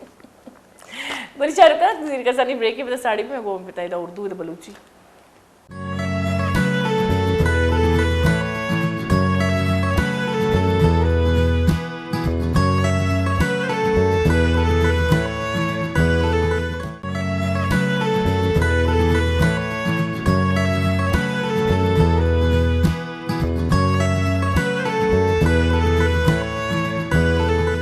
वाशत के गोली चारू का ब्रेक सारी चुकी मैं गप्पा थी मिर्गी बारे। और जैसे कि हमने ब्रेक से पहले मैंने आपसे सवाल पूछा, क्या ये जानलेवा बीमारी है या नहीं? बिल्कुल जानलेवा मर्ज है। जब आप मरीज को मिर्गी के दौरे पड़ रहे हैं लगातार, कुछ खाया हुआ है, वो उस वक्त उल्टी भी मुमकिन हो जाती है, तो वो जो उल्टी वाली चीज़ है वो हलक में चली जाए, या फिट्स का दौरानिया लंबा हो, जैसे पट्टे अकड़ जाते हैं, मैं कहूँ जब दौरा पड़ता है तो पूरा जिस्म इतना सख्त हो जाता है, ये भी चीज़ एक पट्टा ही है। बिल्कुल, एकदम से सांस बंद हो जाता है और डेथ मुमकिन है। तो अगर आप और कुछ नहीं भी कर रहे हो तो करवट दिलवानी होती है ऐसे मरीजों की, जो मुंह में ग़िज़ा या जो चीज़ है वो बाहर निकल आए। और मतलब ज़ुबान सीधा लेटने से ज़ुबान पीछे सांस को और ब्लॉक करती है, सांस की नली के बंद होने का खतरा है। इसीलिए इस बीमारी, मतलब ये बीमारी उस सूरत में जानलेवा हो सकती है कि उल्टी आने की सूरत में सांस की नली का बंद होने का। और दौरानिया उसका फिट्स का, मिर्गी के दौरे का दौरानिया लंबा है तो भी खतरा हो सकता है, क्योंकि वो फिर अकड़ा देता है सांस वाले इनको, और फिर उसमें भी सांस बंद होने के इम्कानात होते हैं। अच्छा, मिर्गी की बात थी, और मिर्गी की बात थी कि मिर्गी की अलामत थे और मतलब खदशात थे, और अगर खुदा न खास्ता अगर आपके घर में ऐसी कोई बीमारी है तो रिक्वेस्ट यही है कि उस बीमारी को छुपाए नहीं, ये कोई और बड़े धड़ल्ले से उसका इलाज करवाएं। कुछ नहीं होता, हर इंसान, इससे बड़ी बड़ी बीमारियां हैं दुनिया में। अच्छा, एक और बीमारी है जिसका मैं नाम नहीं, याददाश्त होता का मन, कौन सी, अभी मैं ब्रेक से पहले तो आपको मैं बता रही होती थी, सर का दर्द, माइग्रेन, बेचार मन याद है माइग्रेन के बारे में बात कर रहे थे कि माइग्रेन बेसिकली है क्या, ये अचानक से होता है या ये जिनसी तौर पे मुंतकिल होता है दूसरे में, और इसके वजूहात क्या है, इसके कॉजेस क्या है, किस वजूहात से ये बीमारी आ सकती है, सर का दर्द आ सकता है बेसिकली। माइग्रेन बिल्कुल जिनसी उसमें ट्रैवल करती है। अगर जिनको मदर्स को, कज़न्स को बहुत ज़्यादा हिस्ट्री है तो उनके बच्चों में भी टेंडेंसी होती है कि वो बच्चों में भी आए। इसके अलामात ये होते हैं कि ये सर का दर्द लगातार नहीं होता, टुकड़ों टुकड़ों में आता है, और इतना शदीद होता है कि अगर आप पेन स्केल की बात करो 1 से लेके 10 तक, एक ये पेन का स्केल है। 1, 2 वो है जो कि मामूली काबिल बर्दाश्त, 10 वो है कि ना काबिल बर्दाश्त, जो मुझे इमरजेंसी में जाना पड़े बगैर इंजेक्शन से या बगैर किसी हैवी दर्द की गोली के अलावा वो दर्द कम नहीं हो। ये शदीद दर्दों में शामिल है और ज़्यादातर इसकी प्रेजेंटेशन में आधे सर का दर्द होता है, लेकिन पूरे में भी हो सकता है, कोई हार्ड एंड फास्ट रूल नहीं है। आधे सर का दर्द होता है 4 घंटे से 72 घंटे तक चले। वो माइग्रेन नहीं होता कि 1 घंटे 2 घंटे के लिए सर का दर्द हुआ और फिर ख़त्म हो गया, ये माइग्रेन नहीं। अच्छा, नॉर्मली भी आपके एक साइड में दर्द हो सकता है? वो उसकी बहुत सारे स्ट्रेसर्स हैं, नींद सही नहीं है लंबे अरसे तक, डिप्रेशन है, क्रॉनिक कोई वो चीज़ या अंडरलाइन कोई मसला है, तो वो एक बहुत हेड सर के दर्द तो इतने सैकड़ों टाइप्स हैं बहुत के, हर किसी की मतलब प्रेजेंटेशन और अलामात अलग अलग होते हैं।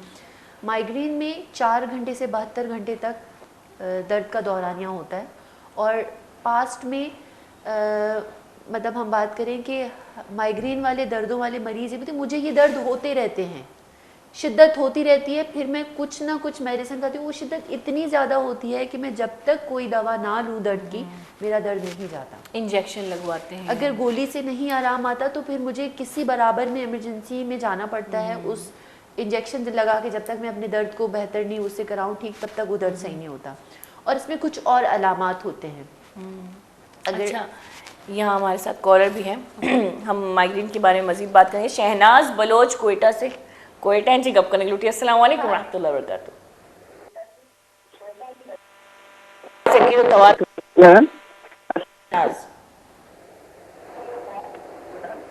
अच्छा, ये डॉक्टर साहब से बात कर रही हैं? जी शहनाज, आप टीवी की आवाज़ कम करेंगी, उर्दू बिकना बलूची बिकना। जी डॉक्टर साहब से बात कर रही हैं? बोले। आ रही है? आवाज़ आ रही है कि मैं रिक्वेस्ट करती हूँ हमारे कंट्रोल रूम से, स्पीकर की आवाज़ बहुत कम है। जी शहनाज, आप बात करें। जी, ये डॉक्टर साहब से बात करनी है कि ये मेरे बेटे को भी यही तकलीफ है ना, तो ये इसका मंथली चेकअप ज़रूरी है? नहीं, अगर आपको लगता है कि 1 हफ्ते में 2 या 2 से ज़्यादा सर के दर्द नहीं हो रहे, या 1 महीने में 4 या 4 से ज़्यादा दर्द नहीं हो रहे, तो ज़रूरी नहीं है। नहीं, उसके फिक्स का जो है ना टाइम लिमिट 1 मिनट या 2 मिनट, ज़्यादा नहीं है। सर के दर्द कितने कितने वक्फे के बाद होते हैं?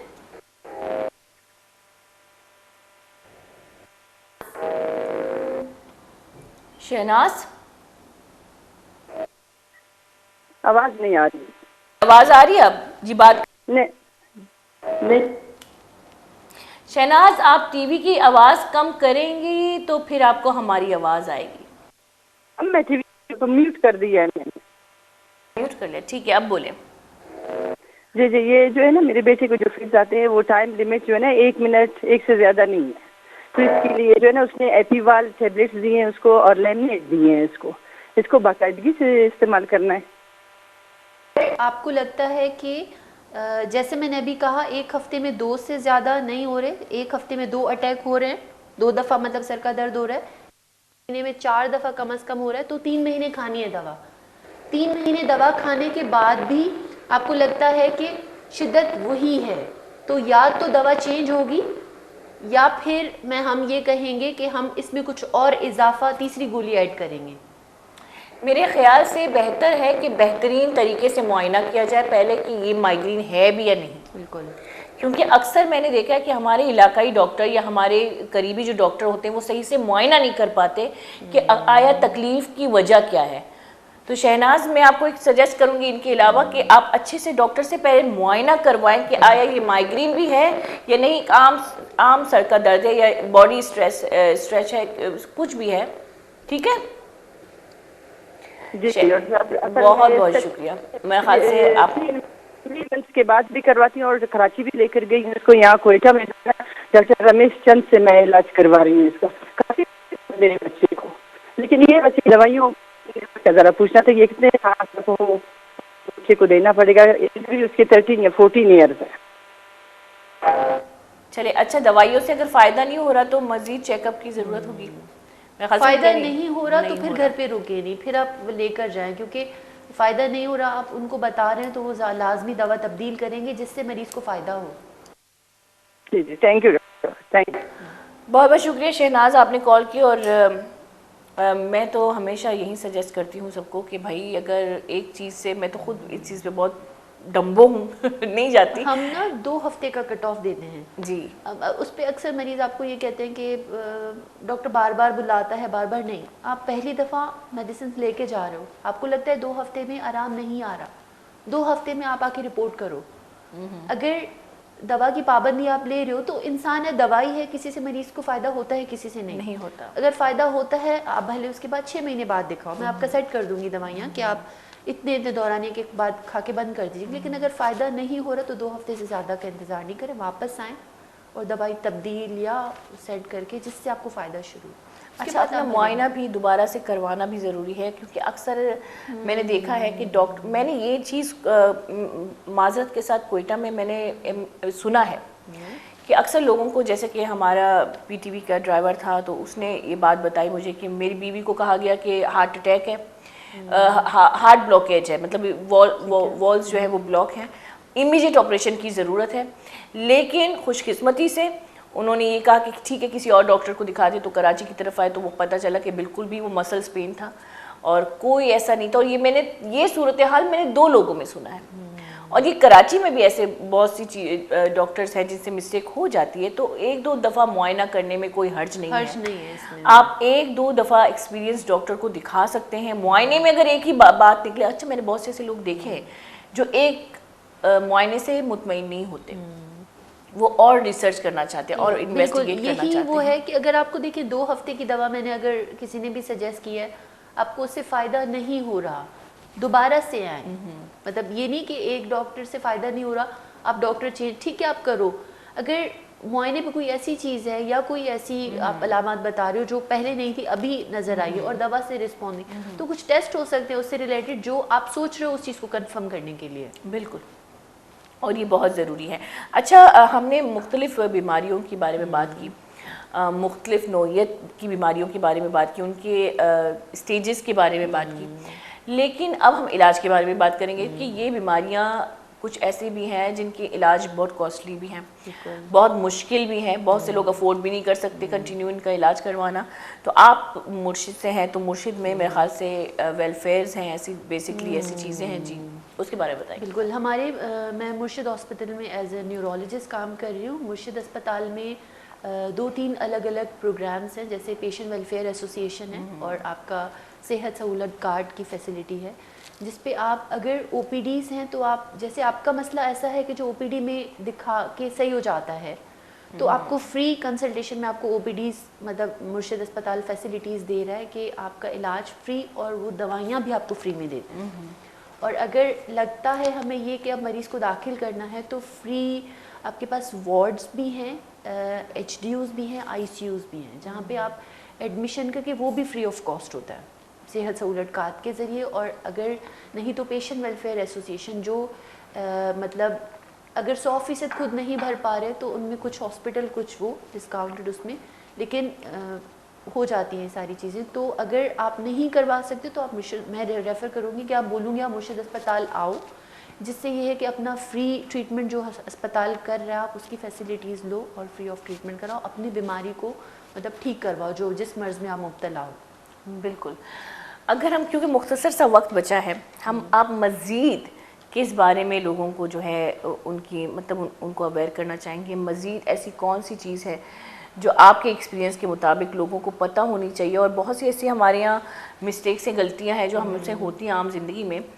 अगर नसों की बात करें, अगर अपनी बॉडी की बात करें, किसी भी सेहत की बात करें, तो हम पढ़े लिखे लोग नहीं, खैर पढ़े लिखे लोगों से भी बहुत, पाकिस्तानियाँ मैं यही कहती हूँ ना, पाकिस्तान में पढ़ाई की कमी नहीं है, बहुत क्वालिफाइड लोग हैं, शऊर की बहुत कमी है।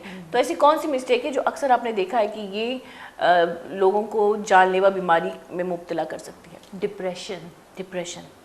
डिप्रेशन एक ऐसा मर्ज़ है जो हमारे मुआशरे में पहली बात उसको वैल्यू नहीं दी जाती, तस्लीम नहीं किया जाता।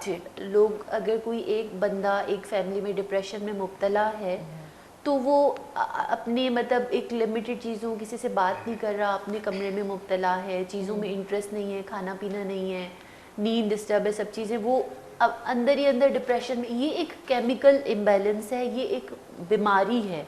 लोग नहीं, ये ड्रामे कर रहा है, ये नखरे कर रहा है अपने उसी से, फिर ये करते करते उसको प्रोफेशनल एडवाइस की तरफ लेके नहीं आते, फिर अल्टीमेटली क्या होता है, वो खुदकुशी की तरफ जाते हैं। और अक्सर ऐसा होता है, अक्सर खासकर ऐसा होता है नौजवान नस्लों में। बिल्कुल। तो अगर आपको ये लगता है कि ऐसे कोई अलामात आपको लग रहा है जो कि 6 महीने साल पहले ये बंदा ऐसा नहीं था, अब वो बिल्कुल आइसोलेट हो गया है, थोड़ा बात करो तो इतना चिड़चिड़ापन हो रहा है, गुस्से से जवाब दे रहा है, खुद सहमा सहमा सा रह रहा है, किसी से बात नहीं कर रहा, खाना नहीं खा रहा, अजीब सी बातें कर रहा है, मतलब अपनी ज़िंदगी, उनको ये लगता है कि मेरा वजूद से मुझे कोई वो चीज़ नहीं है, कि मैं बस ख़त्म हूँ, अब मेरा कुछ नहीं हो सकती हूँ अपने, और मेरा खुदकुशी करने का दिल करता है, मेरा दिल करता है मैं किसी से बात नहीं करूँ। ऐसे कोई आपको लगता है ख़ानदान में, तो मेरी रिक्वेस्ट ये है कि आप उसको कम से कम इलाज, क्योंकि जितना जल्दी वो बच्चे ऐसे ही लगते हैं, यही चीज़ है। बच्चा तो एक अलग, जो केयर प्रोवाइडर्स हैं जो बराबर में, मैं सिबलिंग की बात करूँगी, भाई बहन, उनको नज़र आ रहा होता है वो चीज़, ये देख के भी अनदेखा करते हैं। वो ये कहते हैं नहीं ये तो ऐसा ही है, अपनी इसके जहन में कोई डिमांड्स हैं, वो अपनी वो ख्वाहिशात पूरी करवाना चाह रहा है, और उसकी नोक पे हमें कह रहे कि ये वो है, ये कुछ भी नहीं है उसको, ये बिल्कुल ठीक है। ऐसे माँ बाप फिर होते हैं। अल्टीमेटली क्या होता है कि आपको पता चलता है उसने जाके छलांग मारी, जो हम अक्सर देख रहे होते हैं अचानक से। अगर आप उसमें अगर आप ट्रीटमेंट नहीं भी, तो कम से कम उसको टाइम दो, उनसे बात करें, क्या मामलात हैं, मैं सारी चीज़ें आपकी ठीक कर दूंगा, कुछ भी आप मुझसे शेयर करो, ऐसी क्या परेशानी है, क्यों ऐसे हो। उनकी काउंसलिंग बहुत ज़रूरी है। बिल्कुल, उनसे बात करें, उनको टाइम दें, और अगर वो कहते हैं कि नहीं मैं अंदर से ये सारी चीज़ें महसूस कर रहा हूँ, मुझे पता है मेरे साथ ये पहले नहीं होती थी, अब ये मैं महसूस करना, तो फिर आप डॉक्टर के पास लेके जाएं उसको और उसका इलाज करवाएं। अच्छा, अक्सर हम साइकाइट्रिस्ट के चूज़ करने में भी बहुत गलती कर देते हैं, क्योंकि साइकाइट्रिस्ट हमारे माहौल में बहुत कम है। मैं खुद हैरान हूँ कि जैसे कि हम देखें जो स्पेशलिस्ट हैं उनकी काफ़ी कमी है, लेकिन साइकाइट्रिस्ट जो है वो बहुत, हमें मालूम नहीं है, या हमें मालूम नहीं है, हम इस चीज़ से अवेयर नहीं है।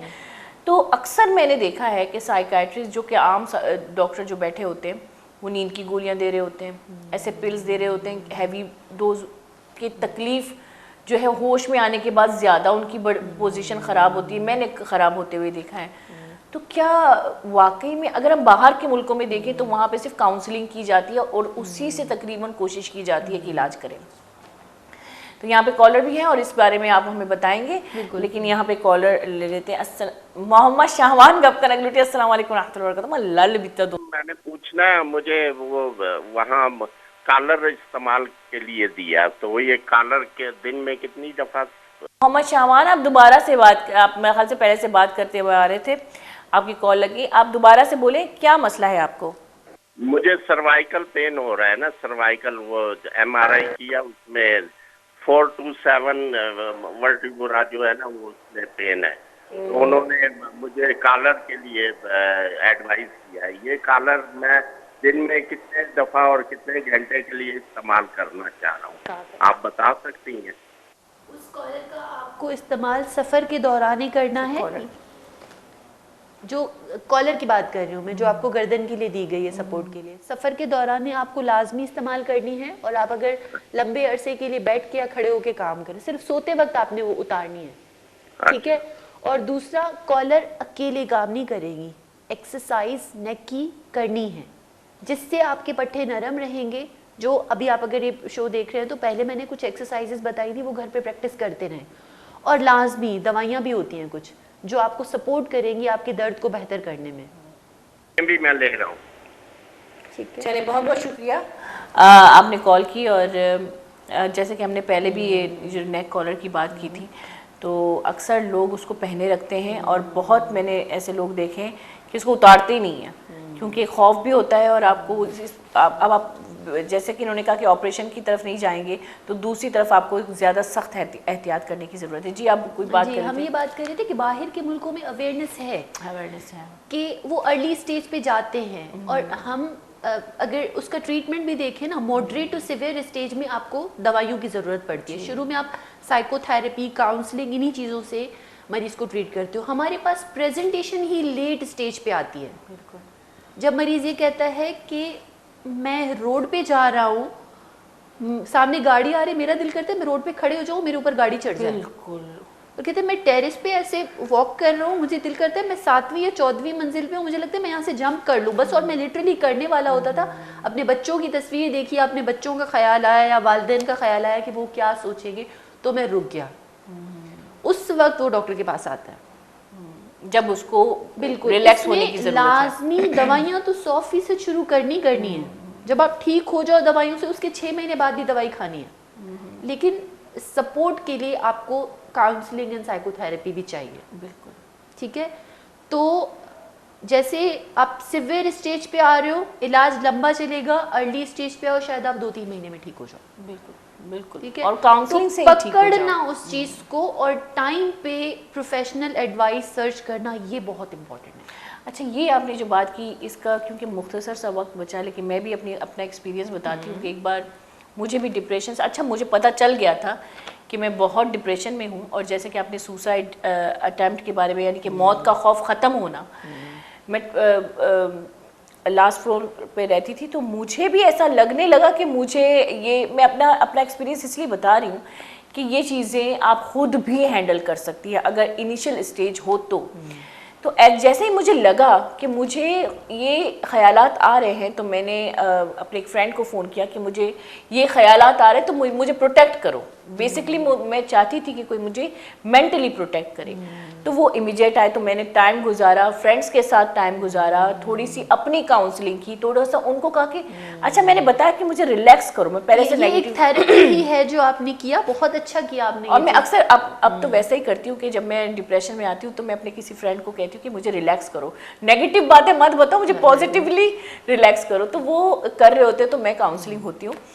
तो उस एक रात ने, मतलब उस एक रात की सिर्फ थोड़ी सी बातों ने या मुझे रिलैक्स करने ने मेरी पूरी सोच बदल दी। बिल्कुल। और फिर मैंने योगा, ये एक्सरसाइज स्टार्ट किया, तो मैं बिल्कुल ठीक हो गई। लेकिन वो जो स्टेज था, मैं आपको बता रही हूँ कि उसकी फीलिंग्स ये थे कि मुझे लग रहा था कि मुझे कूदना चाहिए, या एक जो खौफ होता है वो ख़त्म हो चुका था मेरे दिल में, जो कितना ख़तरनाक था। लेकिन इस पे आप खुद को भी बाशऊरी से हैंडल कर सकते हैं अगर आपका इनिशियल स्टेज हो तो। और यकीन माने, ये बातों से ही ठीक होती है चीज़, सिर्फ बातों से। जी, अगर ऐसा एक मरीज आपका फ़र्द एक घर में नज़र आ रहा है, सिर्फ आप जाके उसके पास बैठो, उससे 2-4 बातें करो, मीठी मीठी बातें, कोई बात नहीं, आई विल फिक्स इट, मैं ठीक कर लूँगा जो बात है, चलो हम चलते हैं, चलो चाय पीने चलते हैं, थोड़ा वो बहुत अच्छा फील करता है और शायद वो उस चीज़ से निकल भी आए। अच्छा, अक्सर हम शोर मचा के भी बहुत रिलैक्स फील करते हैं, मतलब झगड़े का मूड होता है तो अक्सर हम औरतें तो शौहरों को ही लपेटे में ले लेते हैं, तो झगड़ा करके भी बड़ा रिलैक्स होते हैं। वो एक फितरती एक चीज़ है मुझे कि जब तक मैं अपनी फ्रस्ट्रेशन निकालूंगी नहीं, वरना मैं अंदर अंदर लेकिन वही बात होती है आपकी कि हम लोग समझ नहीं पाते कि कोई बंदा इतना फ्रस्ट्रेट हो रहा है, हाइपर हो रहा है, तो क्यों हो रहा है। वजूहात की तरफ नहीं जाते और चीख कर उसका हम लोग उसकी हालत ख़राब कर देते हैं। अच्छा, कोई मैसेज देना चाहेंगे आप मुख्तसर साहब? बस न्यूरोलॉजिकली सब बीमारियों में फालिज की बात है, दवा की पाबंदी रखें। डिप्रेशन की बात है, आपको लग रहा है कोई चीज़ ऐसी है जो सही नहीं है, मशवरा करें। ठीक है। हाथ सुन्न हो रहे हैं, पाँव सुन्न हो रहे हैं, कम से कम उसको घर बैठ के पाले नहीं। टाइमली आपको, हमारा ना न्यूरोलॉजी का ऐसा नहीं होता कि आपने ये चीज़ करी सही हो गया, नहीं, मुआयना बहुत इंपॉर्टेंट होता है। तो आपको मशवरा किए बगैर आप घर पे चीज़ों को नहीं वो ठीक कर सकते। आपको लाजमी डॉक्टर के पास जाना है, न्यूरोलॉजिस्ट के पास जाना है। फाइनेंशियल इशू है, आप मुर्शद अस्पताल आ सकते हैं, फ्री ऑफ कॉस्ट ट्रीटमेंट आपका हो जाएगा। और बाकी ये है कि तकलीफ़ हो रही है, आप घर पे रखे रहे हो, तो फिर कॉम्प्लिकेशन के बाद फिर इलाज में बहुत मुश्किल होती है। और हमारे Early अलमिया to यही report, है, बिल्कुल, अर्ली early तो हम to जाते ही report। नहीं है। मतलब हमें जब तक बुखार 104 तक ना पहुंचे हम डॉक्टर के पास भी नहीं जाते। उसमें फिर दौरा पड़ता है, दौरा पड़ने के बाद बंदा बेहोश होता है, फिर भी 3 दिन के बाद अस्पताल आता हाँ, है। फिर भी तो हम ये लोग चीज़- थोड़े से क्या कहूँ, सुस्त तो इंसान है।